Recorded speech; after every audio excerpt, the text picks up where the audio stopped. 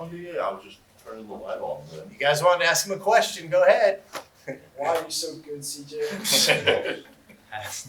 A lot of hours in the gym, a lot of hard work, a lot of great coaches and great teammates. So, yeah, just lucky to be on this team and a great win tonight. Thanks.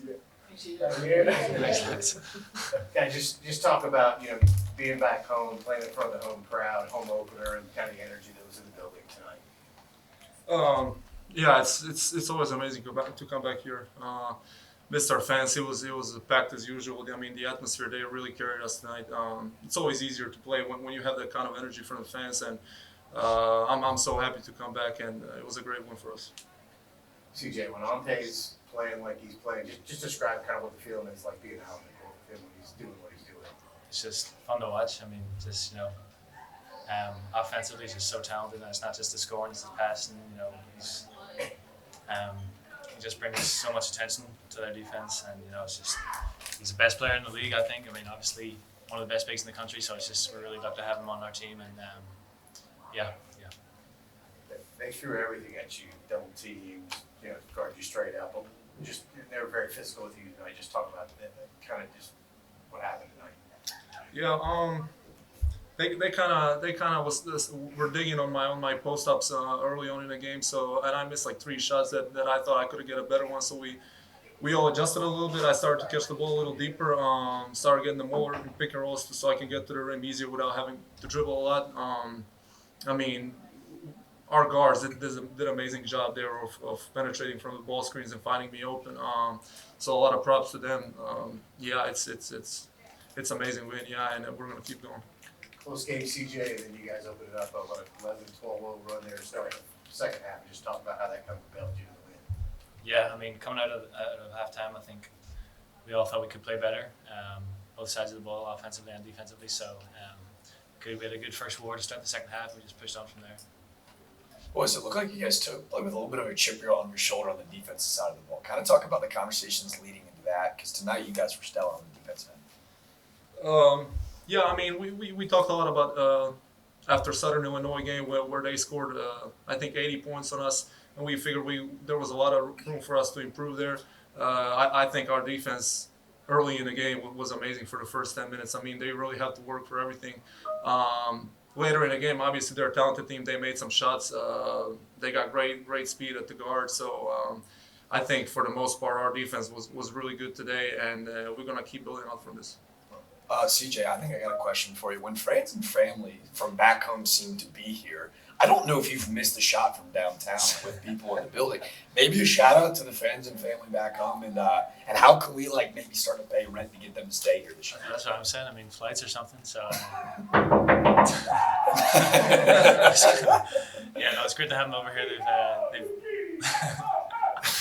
They've been in the U.S. for like a week and a bit now. When they were in Philly and then came down to Charleston to spend a few days here and watch the game. So great to have them over here. I think my mates who came last year plan to get back in February, so everyone's excited for that as well. So yeah. Our team's really led, obviously, by 2 seniors, in Ante and CJ.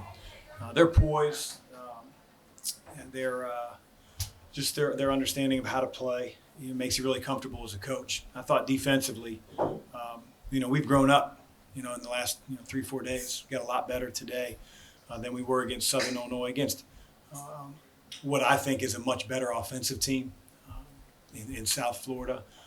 The big kid, really had his way with Florida.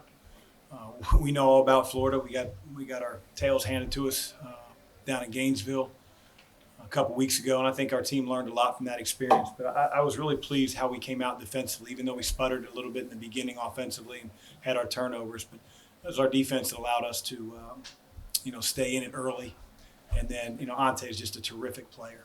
And our team sort of feeds off of him through cutting, through CJ's ability to, get inside the defense and spray out. We're going to get some other guys playing better, but they're learning. And the season's still early, and really excited about what we have. You've been waiting for this night, waiting to kind of play in front of the home crowd. Was it everything you hoped it would be? Well, it was a win, and you always hope for one of those. So I thought our crowd was awesome. The students were rocking. The band was playing when I walked through the tunnel. And our guys, they had juice. They were ready to play. And I thought when we gave Cougar Nation something to cheer about, they did, and they were on their feet, and we felt that. So it was a great feeling playing here versus South Dakota. Nothing against Sioux Falls. Right. Well, what does it kind of mean for you these last couple of games, getting back to it after a couple of years out? It's business as usual, to be honest. I think that we've got a coachable group, a group that, like many teams around the country, is very new to one another, certainly new to me. And so there's a lot of room for growth, probably in every program around the country, just because of the transitional nature of so many rosters and teams. But I really think that we have the makings through our senior leadership of having a special team. Pretty tight game in the first half. You guys get out in 11, 12 nothing run there. Just talk about what happened. What changed for you in the second half, especially the start of it?